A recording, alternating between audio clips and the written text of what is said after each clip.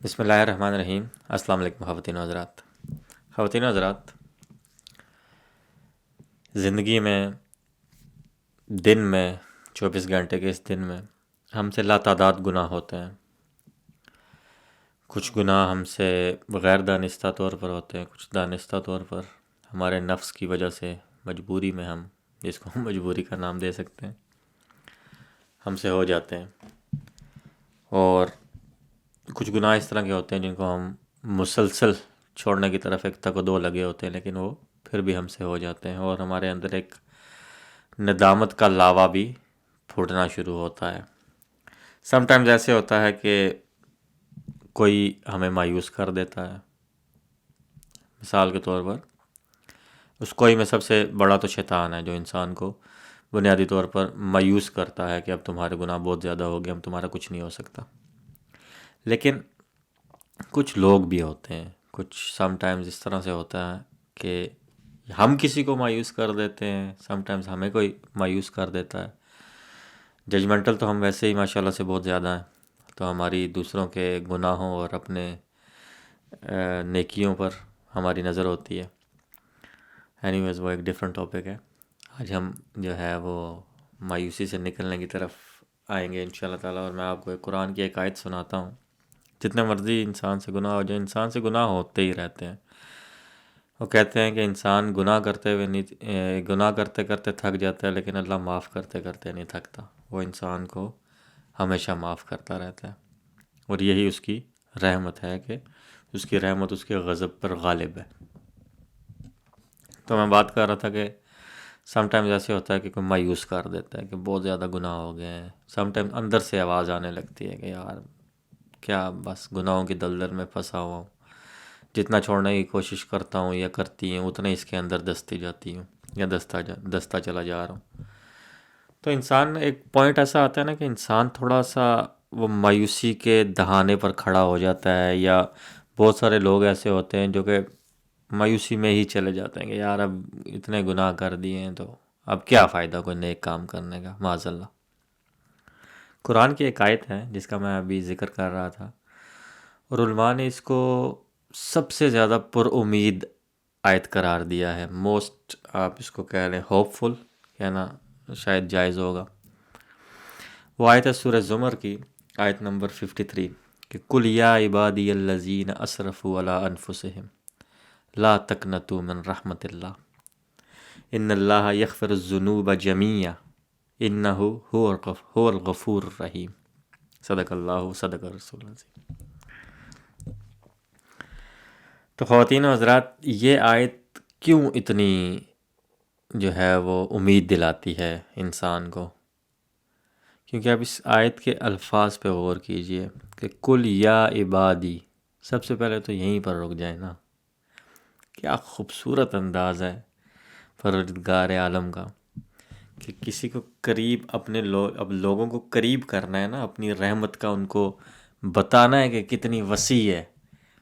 تو یہ نہیں کہا کہ اے گناہ گارو، یہ نہیں کہا کہ ان گناہ گاروں سے کہہ دو، یہ نہیں کہا کہ ان کافروں سے کہہ دو، یہ نہیں کہا کہ مسلمانوں سے کہہ دو، مومنین سے کہہ دو، کہا نہیں، کل یا عبادی، میرے بندوں سے کہہ دیجئے، میرے بندوں سے۔ تھوڑا امیجن کیجئے اس چیز کو کہ اللہ ان لوگوں کو، ہم جیسے گناہ گار لوگوں کو، ان لوگوں کو نہیں، ہم جیسے گناہ گار لوگوں کو، ہمیں اللہ کہہ رہا ہے کہ میرے بندو، کل یا عبادی الذین اسرفوا علی انفسہم۔ کون سے بندے؟ میرے کون سے، میرے وہ والے کون سے والے بندے؟ بلا سارے بندے اس کے ہیں، لیکن یہاں پر ذکر کیا ہوا ہے کہ کل یا عبادی الذین اسرفوا علی انفسہم، کہہ دیجئے میرے ان بندوں سے جنہوں نے اپنی جانوں پر ظلم کیا، اسراف کیا۔ اسرفوا علی انفسہم، اللہ کا کچھ نہیں بگاڑا، معاذ اللہ انسان کی کیا اوقات ہے، کوئی بھی اس کا کچھ نہیں بگاڑ سکتا، وہ تو بے نیاز ہے ہر چیز سے، رب العالمین ہے۔ اپنی جانوں پر ظلم کیا ہے، کسی کا کوئی نقصان نہیں کیا ہے، ان سے کہہ دیجئے کون ہے وہ؟ میرے بندے ہیں۔ اللہ دیکھیں نا، ایک انداز ہے نا۔ اب اللہ نے بندوں کو اپنی رحمت کا بتانا ہے، آگے جو یہ آیت کنٹینیو ہے تو پہلے واضح کیا ہے کہ میرے بندے ہو تم لوگوں نے اپنی جانوں پر ظلم کیا ہے، زیادتی کی ہے اپنی جانوں پر. یعنی اس سے مراد علماء نے یہی لکھا ہے نا کہ گناہ ہیں جو، یعنی کہ جو بھی قتل و غارت کچھ بھی، یہ بنیادی طور پر اس کی شان نزول جو ہے اس کا وہ اسی طرح سے ہے کہ کچھ لوگ جو نبی علیہ الصلوۃ والسلام کے پاس جب ایمان لے کر وہ آئے تو انہوں نے کہا کہ ہمارے تو بڑے گناہ ہیں، ہم نے بڑے یعنی کہ قتل و غارت وغیرہ اور بڑا کچھ اسلام سے پہلے کیا ہوا تھا، تو کیا وہ سارے بخشے جائیں گے؟ تو یہ بنیادی طور پر شان نزول اس کا یہ ہے. لیکن قرآن جو ہے وہ بروز قیامت تک آنے والے آخری انسان کے لیے ہے. آپ اس کو صرف نبی علیہ الصلوۃ والسلام کے مبارک دور تک محدود نہیں کر سکتے. کوئی اگر کرنا چاہے، بھی بہت سارے لوگ کرتے ہیں، وہ بہت سارے لوگ یہ کہتے ہوئے دکھائی بھی دیتے ہیں کہ یہ قدیم بک ہے معاذ اللہ، کہ اس کو اب جدید دور میں آپ کہاں پہ فٹ کرو گے. لیکن آپ اس کے بغیر میں ذاتی طور پر یہ چیز سمجھتا ہوں کہ اگر ہمارے پاس یہ قرآن نہ ہوتا، نبی علیہ الصلوۃ والسلام کی مبارک سنت نہ ہوتی، احادیث نہ ہوتی، تو شاید ہم میں سے بہت سے لوگ 90%، 99%، 95% لوگ، ان کے پاس کوئی امید ہی نہ ہوتی. ویسے لوگ اپنے آپ کو مار دیتے، خودکشی کر لیتے، سوسائڈ کر لیتے. تو بنیادی طور پر یہ قرآن اگر نہ ہو، اللہ اور اس کے رسول کا کلام ہمارے پاس نہ ہو، قرآن اللہ کا کلام ہے، احادیث نبی علیہ الصلوۃ والسلام کا مبارک کلام ہے.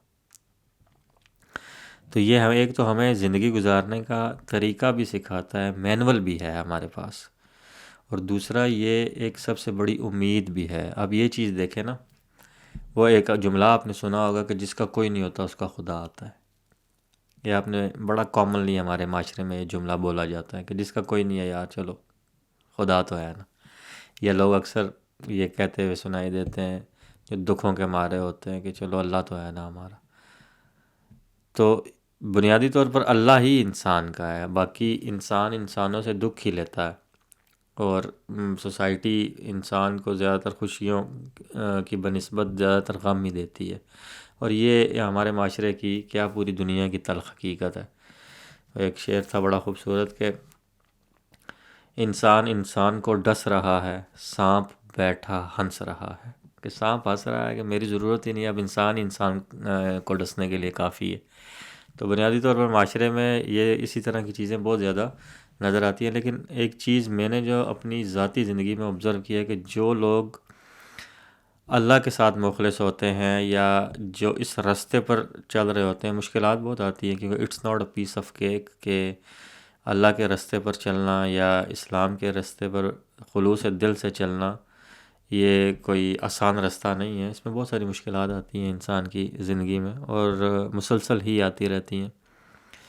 ایسے لوگوں کی لائف آپ دیکھیں، اگر اولیاء کرام کی لائف آپ کے سامنے ہے، نبی علیہ الصلوۃ والسلام کی لائف جو وجہ کائنات ہے اور جو دو جہانوں کے سردار ہیں، لیکن ان کی جو مبارک حیات مبارک ہے ہمارے سامنے ہے، تو کتنی اس میں جو ہے وہ آسانیاں تھیں. جو ظاہری حیات تھی نبی علیہ الصلوۃ والسلام کی، موسٹلی تو اس میں یہی دیکھا گیا نا کہ کٹھن مراحل جو تھے وہ بہت زیادہ تھے، اور خوشیاں جو تھی وہ ظاہری طور پر کو کم تھی.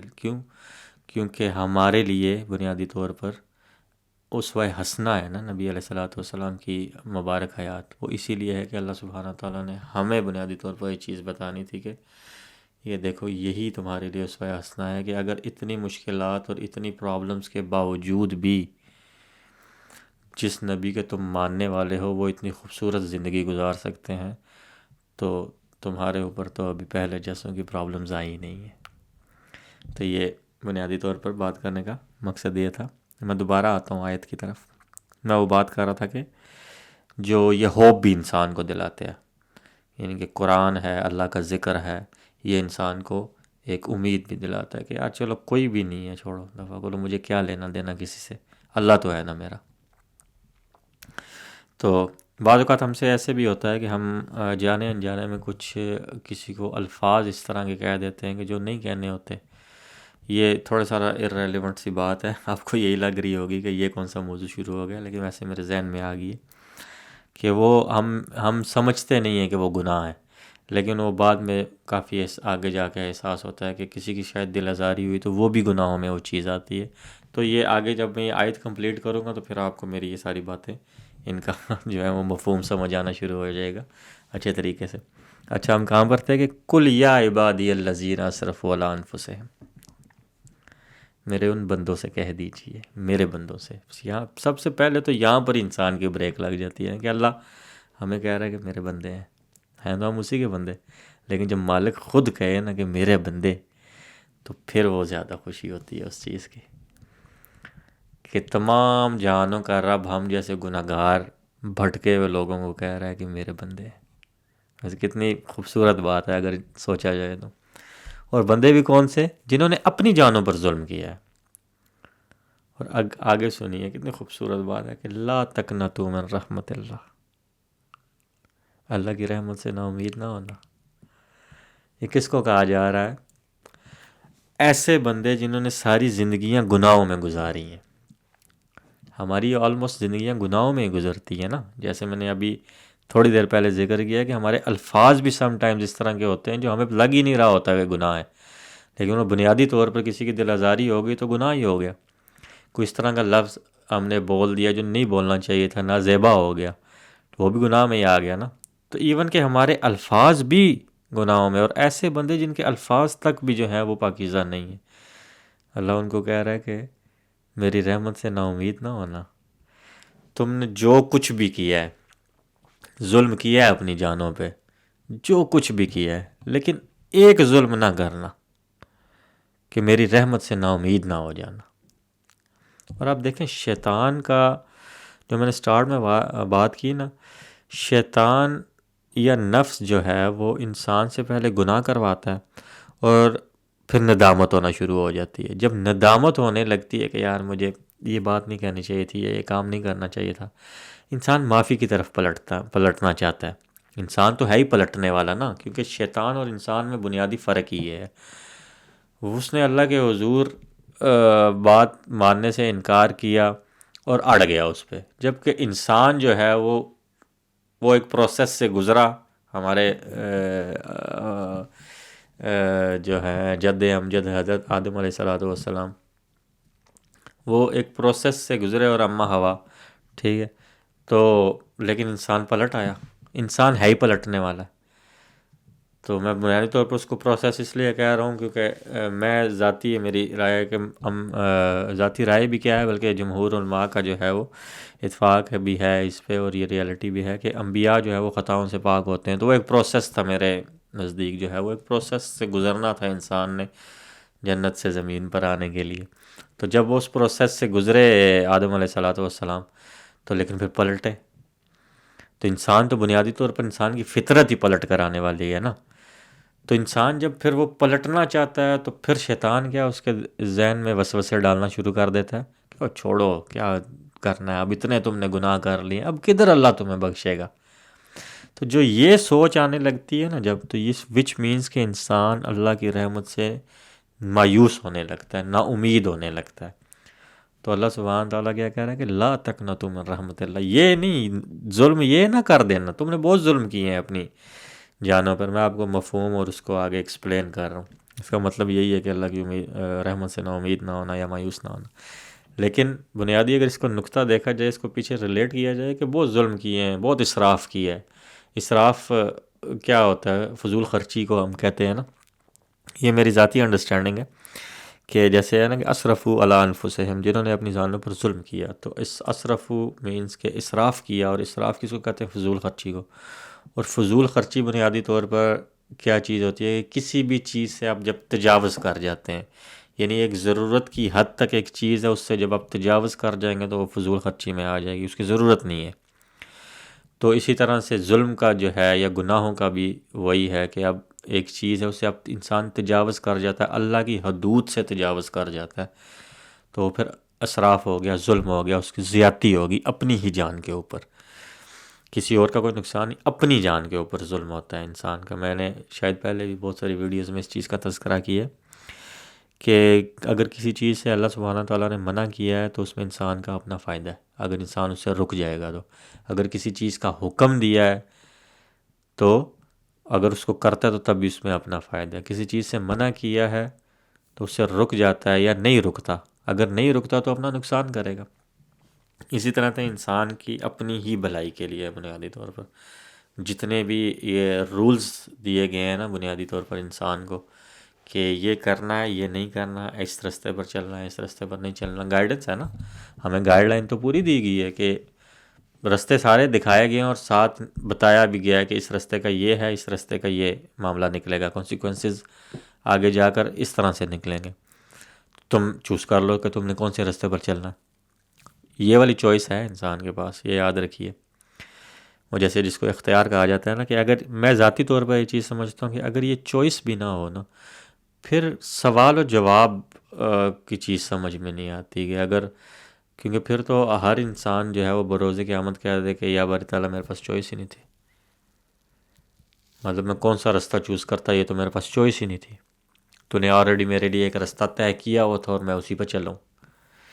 لیکن اس چیز سے جب سوال و جواب کا وہ بروز آخرت کی جو بات آتی ہے تو پھر اس میں یہ چیز واضح ہو جاتی ہے کہ انسان کو چوائس دی گئی. جیسے سورۃ الانسان ہے، سورہ دہر میں بھی اللہ سبحانہ تعالیٰ نے فرمایا ہے کہ انسان پر ایک ایسا وقت گزرا ہے جب یہ کوئی قابل ذکر شے نہ تھا، اور پھر ہم نے اس کو ہدایت دی اور رستہ دکھا دیا، اور پھر اس میں ہے کہ چاہو تو مجھے مانو اور چاہو تو میرا انکار کرو. وہ اس پہ میں پھر کبھی کسی دن انشاءاللہ ڈیٹیل میں بات کروں گا. لیکن اس سے بھی یہ چیز ہمارے پاس واضح ہو جاتی ہے کہ رستہ تو انسان کو دکھایا گیا ہے. اسی طرح سورہ ملک میں بھی اللہ نے فرما دیا الذی خلق الموت والحیات لیبلوکم ایکم احسن عملا وہو العزیز الغفور. ہم نے موت اور حیات پیدا کیا تاکہ ہم دیکھیں کہ کون اچھے عمل کرتا ہے. اور اسی طرح سے مطلب بہت ساری جگہوں سے، بہت سارے مقامات پہ قرآن پاک میں ہی، احادیث میں یہ چیز ہمیں سمجھ آنے لگتی ہے کہ بنیادی طور پر انسان کو اس چیز کی چوائس ہے. رستے اس کو دکھا دیے گئے ہیں، ٹھیک ہے. اب اس نے جو چیز چوز کرنی ہے اس کے مطابق اس کو رزلٹ ملے گا. تو بات کہاں سے ہو رہی تھی کہ دوبارہ میں آیت کی طرف آتا ہوں، سورہ زمر کی جو آیت نمبر 53 ہے کہ لا تقنطوا من رحمت اللہ. یہ ظلم نہ کر بیٹھنا کہ کہیں اللہ کی رحمت سے نا امید ہی نہ ہو. جو میں نے بات بتائی نا کہ شیطان انسان کے دل میں وسوسے ڈالنے لگتا ہے، وسوسے ڈالنے والا ہے نا بنیادی طور پر من شر الوسواس الخناس، کہ چھوڑو اب کیا تم نے معافی مانگنی ہے، کل کو تم نے یہی کچھ کرنا ہے، دوبارہ ہی یہ کام کرنا ہے، تو کیا فائدہ، چھوڑو. اکسانا شروع کرے گا. بندے نے وضو کیا ہوا، بندہ بیٹھا ہوگا کہ یار اب میں نماز پڑھ لوں اور اللہ سے معافی مانگوں اپنے گناہ کی، یا جو کچھ بھی میرے سے پورے دن میں جتنی غلطیاں ہو گئی ہیں، وہ وسوسے ڈال رہا ہوگا دل میں، اور چھوڑ تم نے دوبارہ وہی کچھ کرنا ہے، تمہاری فطرت ہی ایسی ہے. کتنی دفعہ معافی مانگے گا. یاد رکھیے انسان گناہ کرتے ہوئے تھک جاتا ہے، اللہ معاف کرتے ہوئے نہیں تھکتا. اور جیسے کہ حدیث مبارک کا بھی مفہوم ہے نا کہ انسان اتنے گناہ کرے کہ زمین اپنے گناہوں سے بھر دے. میرا خیال ہے حدیث قدسی ہے یہ. اور پھر اتنے کرے کہ آسمان بھی سارا بھر دے گناہوں سے، سارا آسمان کالا کر دے اپنے گناہوں سے، اور ایک دفعہ صدق کے دل سے معافی مانگے، اللہ سارے معاف کر دے گا. وہ اتنا رحیم ہے. اللہ نے ہر جگہ قرآن میں بار بار بتایا کہ میں غفور الرحیم ہوں، میں تواب الرحیم ہوں. کیوں بتایا؟ بنیادی طور پر کیونکہ وہ ہمارا خالق ہے، اس نے ہمیں تخلیق کی ہے. اللہ کو پتہ ہے کہ اس کی فطرت میں ہے، میں نے اس کے اندر نفس رکھا ہوا ہے، وہ اس کو اکسائے گا. پلس شیطان بھی ہے جو اس کو نظر نہیں آتا. شیطان کو تو یہ ایڈوانٹیج ہے نا، وہ ہمیں دیکھ سکتا ہے، تو ہمیں تو یہ ایڈوانٹیج نہیں ہے کہ ہم اس کو دیکھ سکیں. تو اللہ سبحانہ و تعالیٰ کو پتہ ہے نا، اللہ نے ہمیں تخلیق کی ہے کہ یار اس کو اتنے زیادہ جو ہیں وہ گھیرے میں آ جائے گا اور ہو جائیں گے اس سے گناہ. تو اس لیے چوائس ہے اس کو کہ آخر تک، جب تک سانس چل رہی ہے تب تک آئے، آخری عمر کے حصے میں بھی ایک دفعہ آگے کہہ دے کہ یا اللہ غلطی ہوگی، یہ معاف کر دے، تو وہ معاف کر دے گا. اسی لیے اللہ فرما رہا ہے کہ لا تقنطوا من رحمت اللہ، نا امید نہ ہونا. آگے سنیے، ان اللہ یغفر الذنوب جمیعا، اللہ تمام گناہ بخش دے گا. بے شک اللہ سب گناہ بخش دیتا ہے، تمام، جمیع کا مطلب ہے تمام، اس میں تمام، ہر، یہ انسان کبھی سوچے ہی نہ کہ میرا گناہ کتنا بڑا ہے۔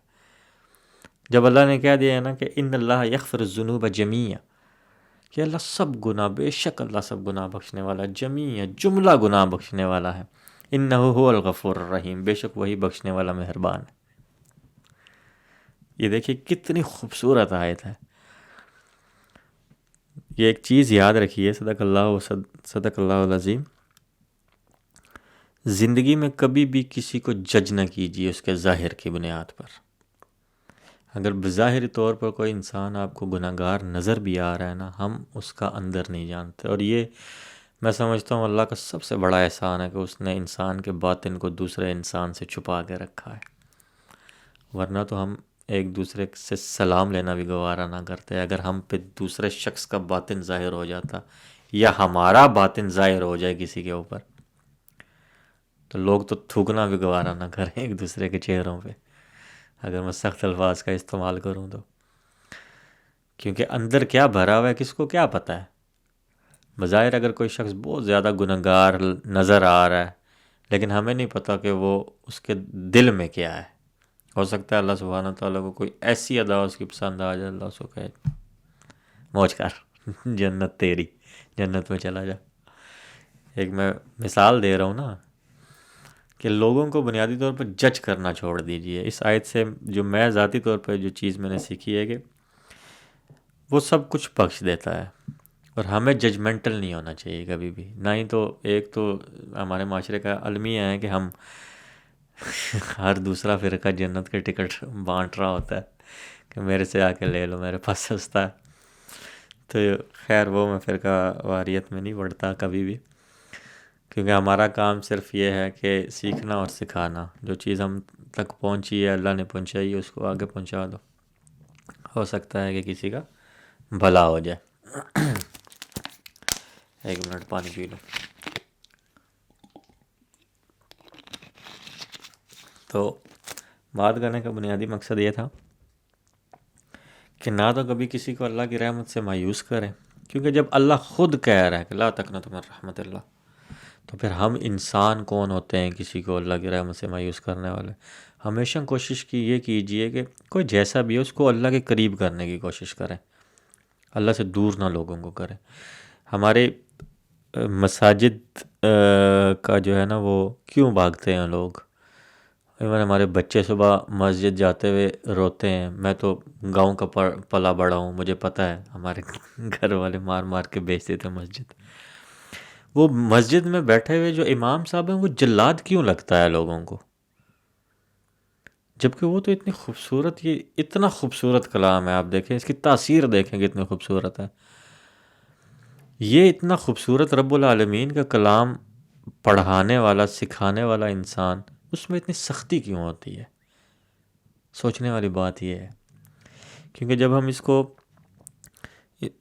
ہم اس کلام کو اس نیت سے پڑھنا شروع کریں گے اور پڑھانا شروع کریں گے کہ مجھے سیکھنا ہے، مجھے قریب ہونا ہے اللہ کے۔